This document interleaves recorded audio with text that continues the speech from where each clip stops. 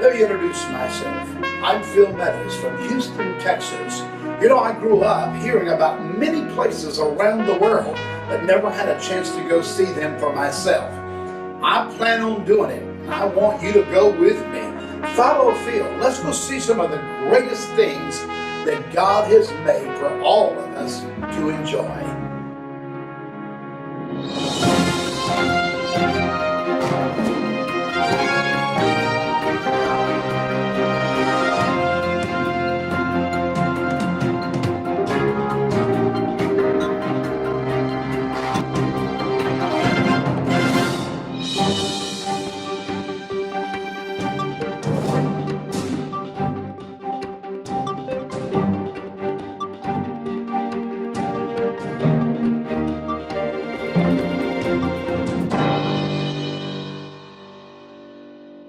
And here we go from Houston, Texas.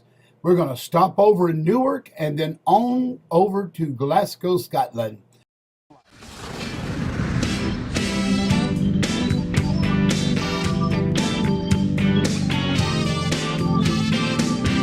here we are. We've arrived in Glasgow, Scotland, and what I've wanted to do my whole life is to see the castles of Scotland. So come on, follow Phil. Let's go do it.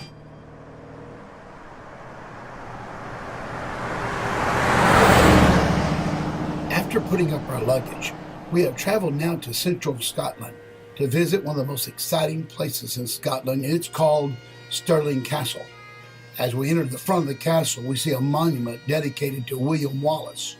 This great hero of Scotland defeated the English on September 11th of 1297.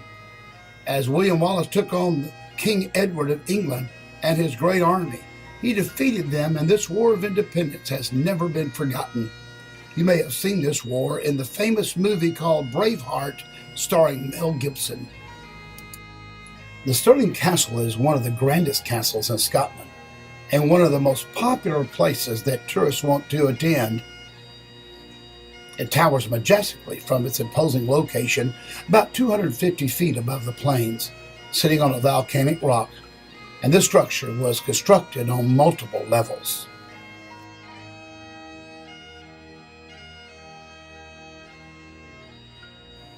Hey, let's talk to these locals just for a second.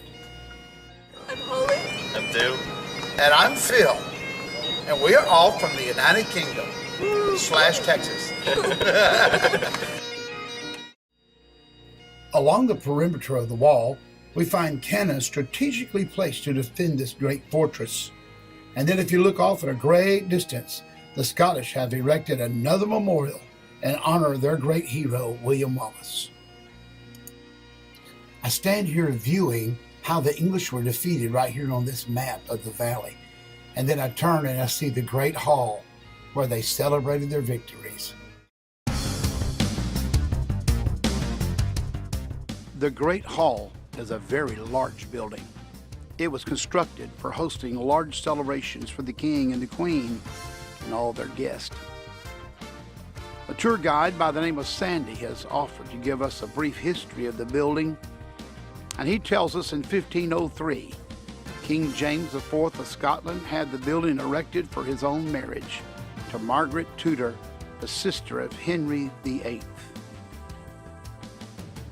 The Great Hall became the place of weddings, business meetings for the kingdom politicians, or a party thrown by the king for his guest.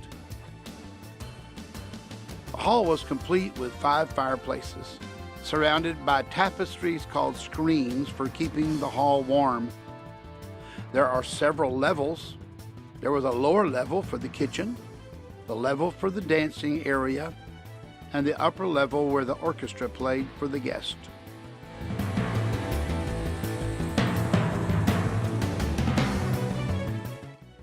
The ceiling was made of exposed beams made from 650 trees taken from the nearby forest. Weighing 1,350 tons, the timbers were cut and installed without a nail or a screw, any cement, or any type of fastener.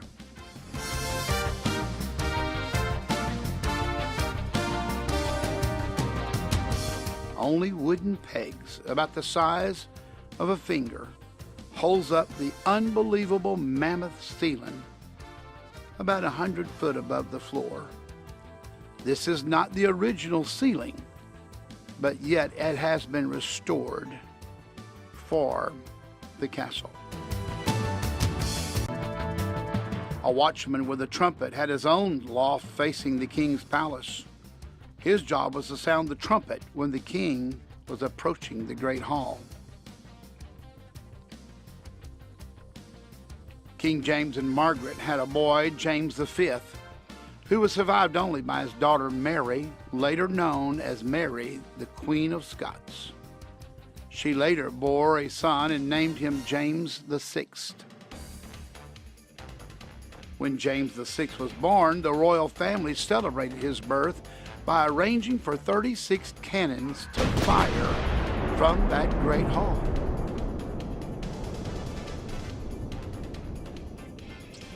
Then they had, in that same celebration, a golden globe that was lowered from the ceiling to the floor. Reaching the floor, the globe opened, and out stepped two small children, a little boy and a little girl. And they were dressed like angels.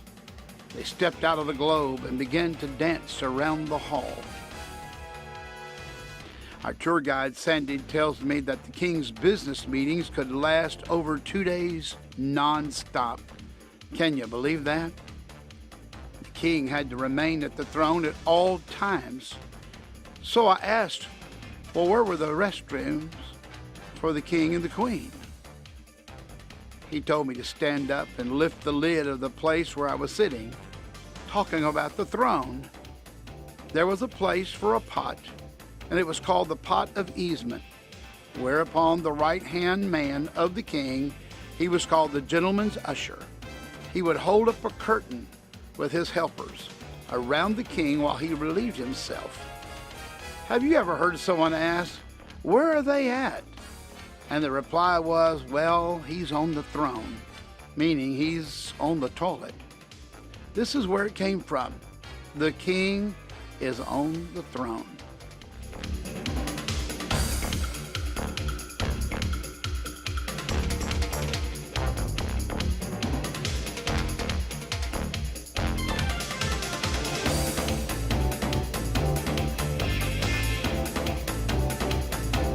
Leaving out the back of the great hall, Sandy asked if I liked the color of the castle, and I was very careful in my reply. He informed me that the king, he invented the color of the castle, King James IV. The ingredients of the color was lime mortar, wheat grain that was crushed, and then he called for his soldiers throughout the days and weeks to urinate inside the pot. That's right, that's what I said. The uric acid produced the color that also created a long-term effect for the castle, and they called it King's Gold. Now as I enter a chapel that James VI was dedicated here as a baby, as I enter in, I find that this place was built on the measurements, the sizes brought out of the Word of God, the Bible, Solomon's temple. And just think about it, at this place, hundreds of ministers have come from around the world to minister. What an exciting place for me.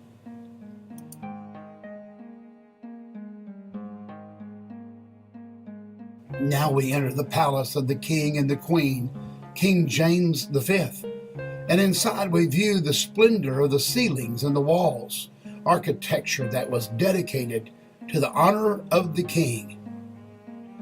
And as we enter the palace, we find a hostess that informs us all about the everyday activities of life at the king's home.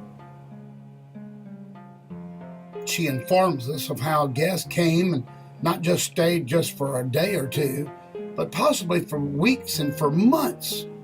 From around the world they came. I think I would tell them after a while, it's time to go on to the house. It's time to go.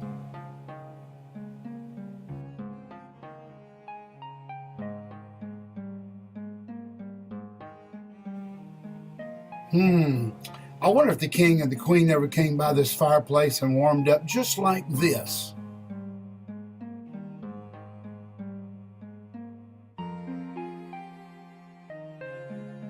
And now we enter into the room of the king and the queen. Look at that bed of royalty. Can't help but think it's just my imagination running away. Oh, hush, Phil. What a beautiful place. A humble abode. Did I say humble? Well, I just asked him if this was for the, meeting place. This is definitely where you could come in and talk to the queen and king. So she'd be sat on the throne, of course. You would have waited first of all in the outer hall. And that's what I do, because I'm an usher. I actually stand at the doorway. And you would escort me in. Exactly. Before I'd the queen. introduce you to the queen. Could be several people there waiting to talk about taxes or to talk about her family. What a beautiful place. I think the queen has it better than the king. I really do. But that's how it goes at the house, isn't it? And then you can look out and view the valleys. Wow! Look at that view. Now, the rain has gone. Well, leaving the king's place, I got to go down these stairs to, believe it or not, a lion's den. That's right, a lion's den. Well, this is called the lion's den, and this is possibly where a king kept his lion inside this area. It constantly reminded him of the country symbol, the lion. And so this place probably had multiple lions throughout the years. Imagine that, a lion at your house. Roar.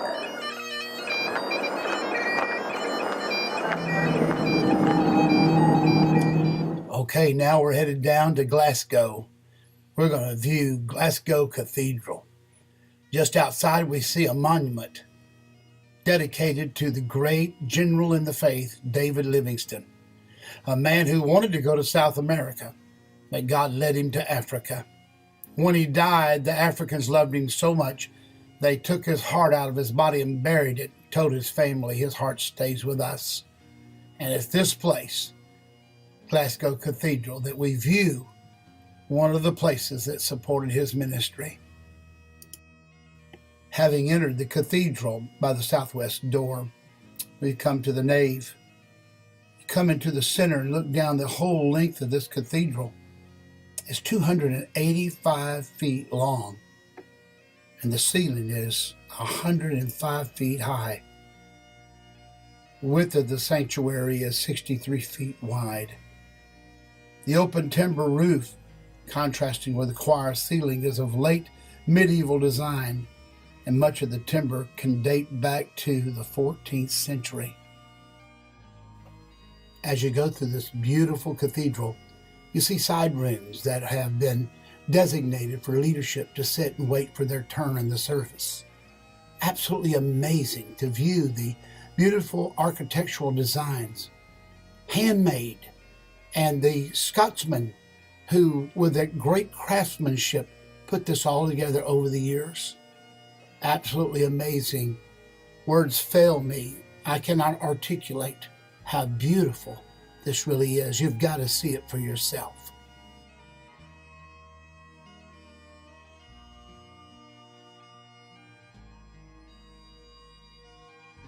I'm mesmerized by the structure and also the history. Who was the first bishop of this church? Well, it was way back long before this church, way back to the 6th century, when Bishop John was when St Mungo rather was the first bishop, if you like. He was in charge way back in the 6th century.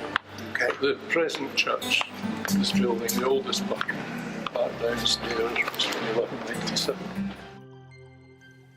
After receiving some great information, we took a trip downstairs because in 600 AD, they started the church down below. And I go down some stairs and I find another place, a meeting place of ministers before church, where possibly they had a devotion time and had prayer, getting ready for the next service.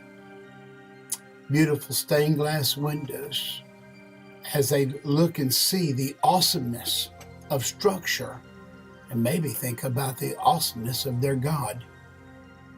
So this is a preparation place for them.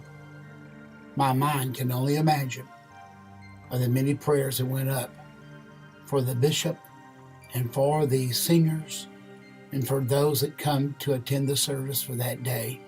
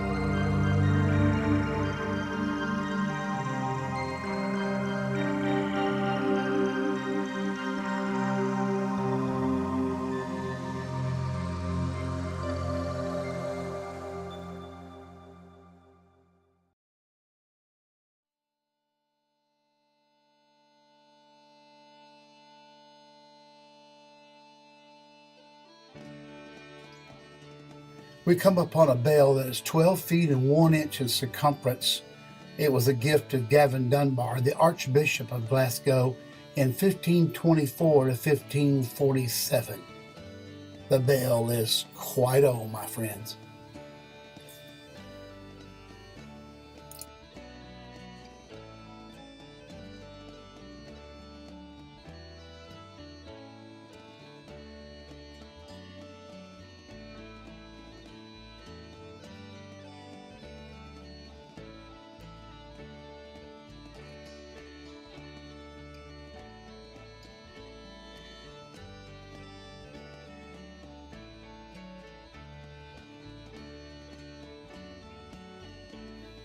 The oldest part of this cathedral, I find a chapel dedicated to the Apostle Peter and the Apostle Paul, 6th century AD, and an old Bible on that table was open to Isaiah 53.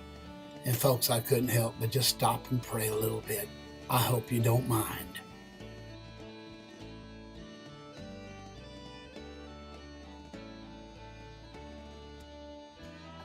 Just across the street from Glasgow Cathedral, we enter into the oldest house in Glasgow. It's called Provin's Lordship, and it was built in 1471. It was part of the St. Nicholas's Hospital. This place was probably used to house clergy and other support staff for the cathedral, providing temporary housing. Can only imagine as those ministers and others from around the world come to stay for a short period of time, that they got their rest, got away from the crowds, got a chance to meditate and think about ministry and other things for the community. An interesting place to find that many of the things, the collections that are inside the house are from the 17th century Scottish furniture that was donated by Sir William Barrow. A very interesting place to visit. The oldest house in Scotland. Well, excuse me, in Glasgow.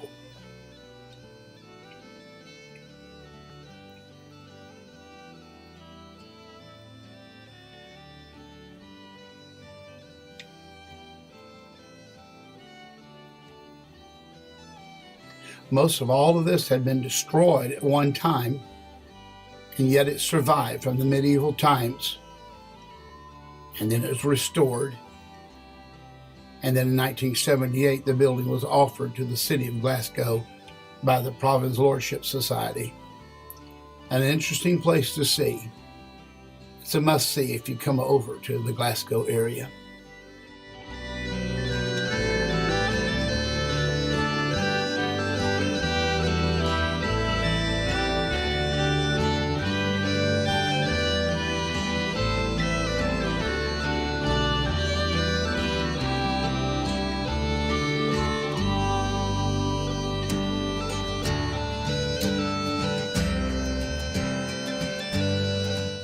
Leaving Glasgow, we're headed to the eastern side of Scotland to visit the great, magnificent Edinburgh Castle.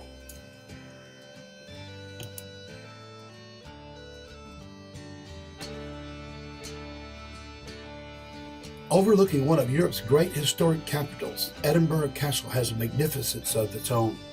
Built on top of an extinct volcano, it has witnessed many defining events in Scottish history, and within the castle are many reminders of the country's rich and turbulent past.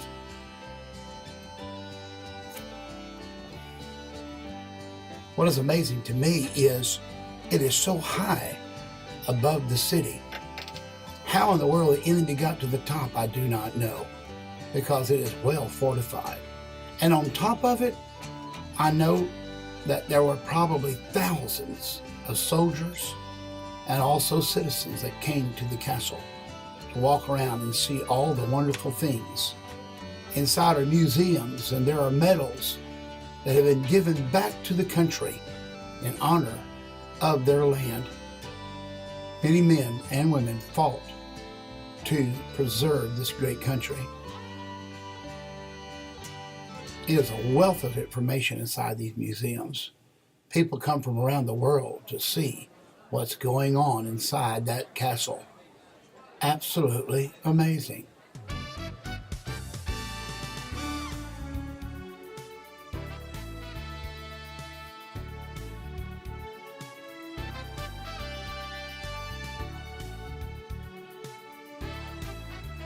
Here's a museum that was dedicated to all of those that had served the country. You could stay there for hours. And then there's the place for the king and the queen. And then there's a hall for their great celebrations.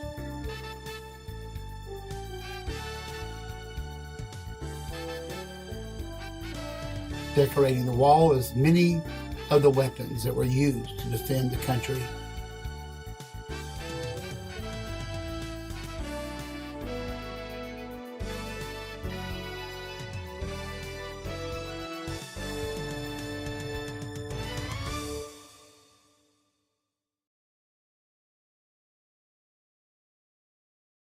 Here at this designated area, the oldest building that was first built on these grounds was the chapel itself.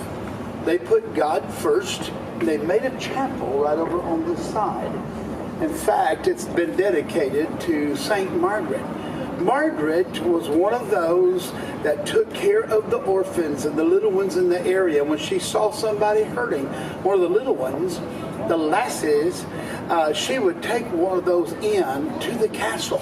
And therefore, throughout all the years, they went ahead and made her a saint. That's in the chapel.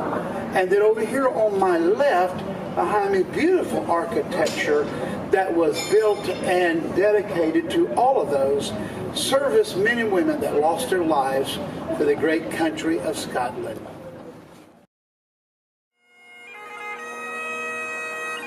Well, it's voting day in Scotland, and this young man is playing the traditional bagpipes. Still a wonderful treat for the Scotland people and others. I walk up to him and I just simply ask him, "Do you mind taking a picture with a Texas boy?" And he welcomed the picture. We are now going to visit the wonderful St. Giles Cathedral. The most ancient part of the cathedral probably dates from the 12th century. The cathedral knew many extensions and restorations throughout the centuries. Built as a Catholic church The cathedral became Presbyterian after the Scottish Reformation in 1560. The stained glasses are a great feature from the 19th and 20th centuries.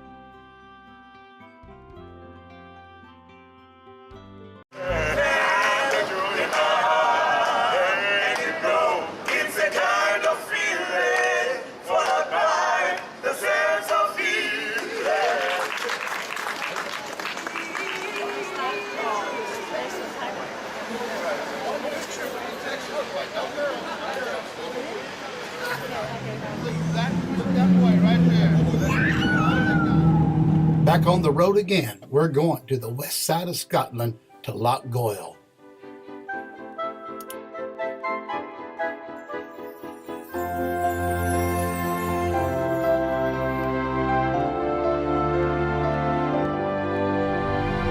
Here at Lake Goil Head, we're on our way to see a castle called Castle Carrick.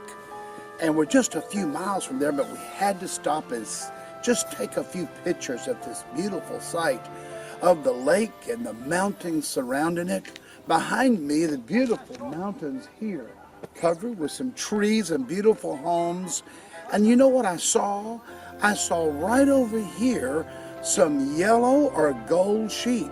I had never seen that before.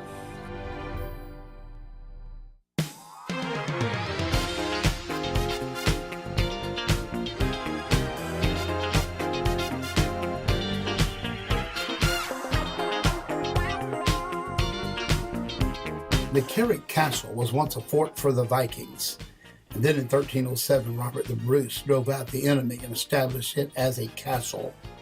Mary Queen of Scots visited here in 1563, but for many years the castle lay dormant. Now, in private ownership, it is going under construction and restoration. The castle stands on a rocky peninsula surrounded with beautiful creeks and beautiful mountains.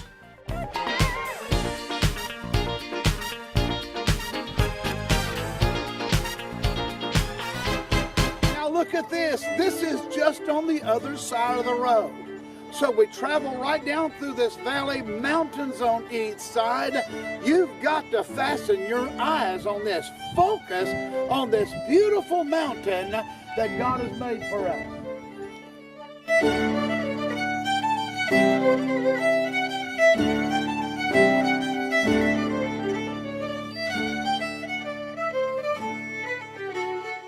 What a marvelous place to visit, all the way from the States to look at a place that God has prepared for all of us. What a wonderful gift to humanity.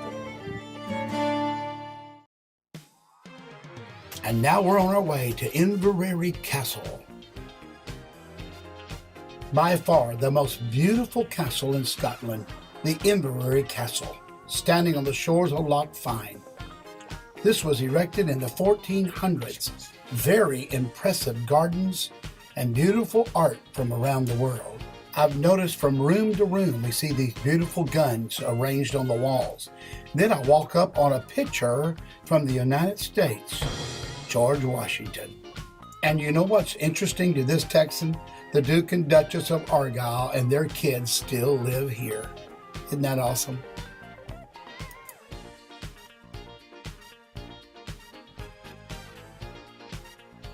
After leaving Inverary Castle, we travel through the mountains and come upon Loch Lomond, our lake for us Texans. And on the side of the lake there, we find Duck Bay Marina. Duck Bay Marina is renowned for movie stars coming from around the world to get some relaxation. And what a place it is to rest and relax. This beautiful hotel has gorgeous rooms and also some fine dining for the patrons. And of course, being a Texan, I had to stop and partake of some of that, you know. But oh, what a wonderful place, what a wonderful view. On the loch, there are boats that you can take a cruise down through the area and view multiple castles on each side of the lake. Breathtaking.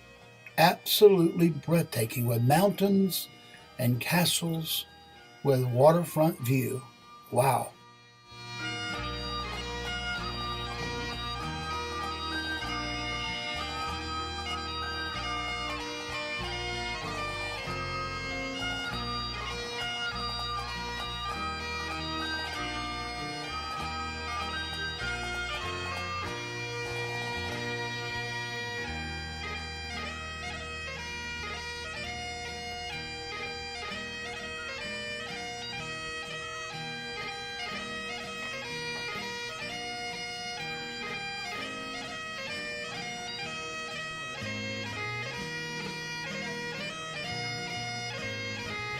Well, I found the hospitality here at Dug Bay Marina exceptional.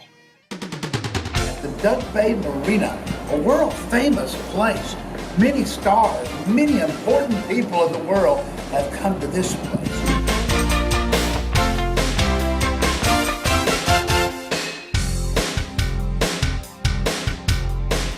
We travel down the road here in western Scotland and we come upon a kirk. For us Texans, we need to know that that is a church. Walter Campbell was a man of many talents, all of which he devoted to building this church. It's called St. Conan's Kirk, or church. The north side of the church, which faces the visitor as he enters it, is pleasing but relatively simple. But the south side that overlooks the loch is extremely elaborate.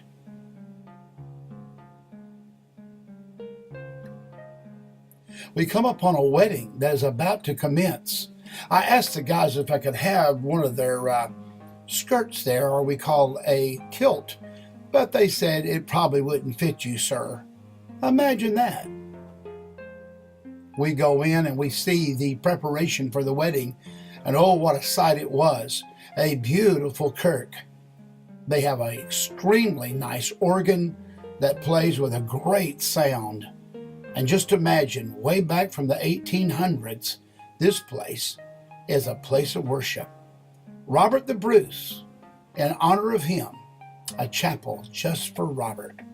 And this beautiful church sits on Loch Awe. Awe sounds like awesome to me, and it is. Aha, looking through this telescope, I find some ruins. Let's travel over there and see what is waiting on us. As we get close and go down a trail, I come upon a guide, Ian Calhoun, who's going to help us study this castle called Castle Kilchurn.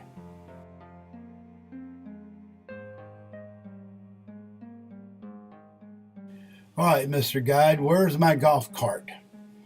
How come they didn't build this closer to that asphalt road back there? As I get closer, I'm seeing at this castle, the ruins are devastating. But yet there's a few walls still up. I just walked past a cell, I guess, for some prisoners. And I come into a courtyard area, possibly where hundreds of the soldiers kept the castle going in their activities daily.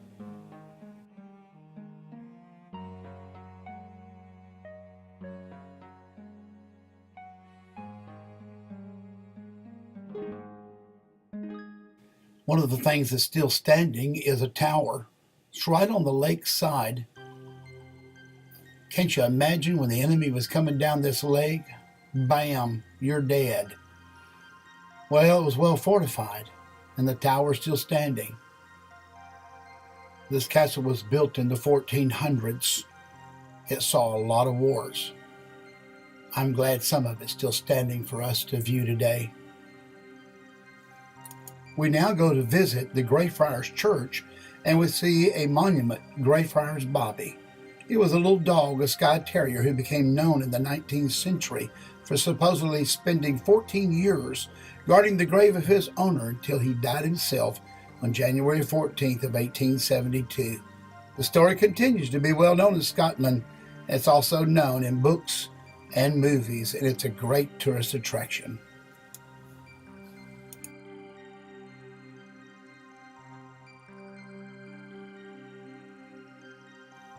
Well, we've gone into the big church called Greyfriars Church.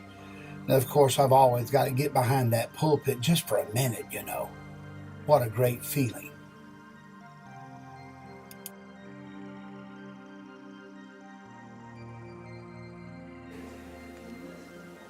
I stand here with the flag here at this beautiful, beautiful church that was presented by the American Consul General in Edinburgh in 1970, celebrating 350 years as church here, and also the pilgrims who landed in the New World, which we call America. What a wonderful flag that was presented in 1970. We'll now walk into this beautiful sanctuary. Unbelievable. And then view the organ. This latest one was from 1990. And it is mammoth in its size. They also have a museum there located in the church with very, very old Bibles.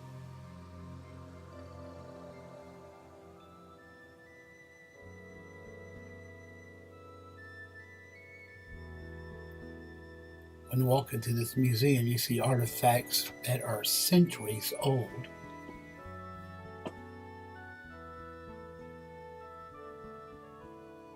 If you come, you need to take some time and then sign in. Hopefully, if I sign in, maybe they'll come see me in Texas. What do you think?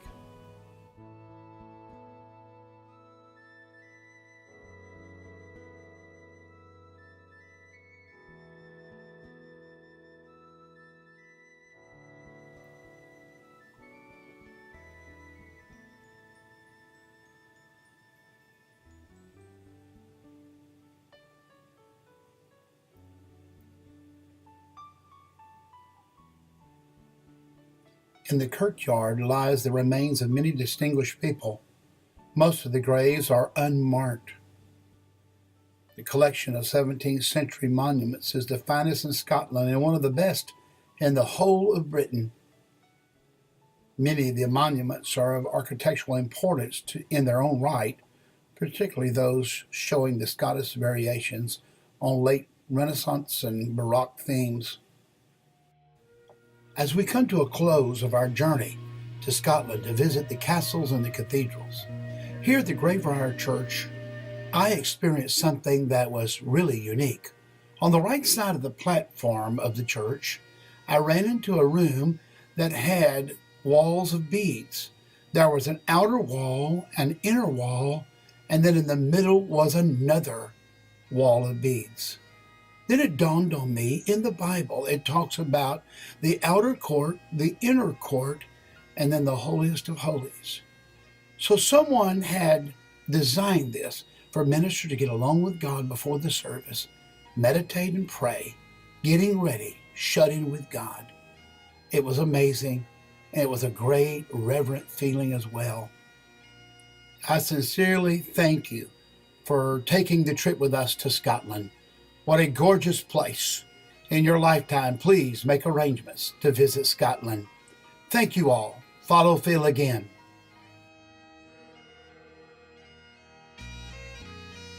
Well, ladies and gentlemen, I hope you enjoyed going with Phil to and through the hills and mountains of the beautiful country called Scotland.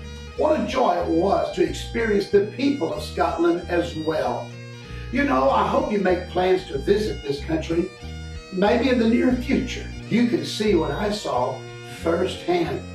I'm a native Texan, and I've seen a lot in my lifetime, but I'm at the age now that I can visit more of the beautiful sights, the majestic mountains and beautiful rivers and valleys that God has made. I'd like you to come and go with me. I want you to stay focused now. We're coming back to you again. And so please, please follow Phil.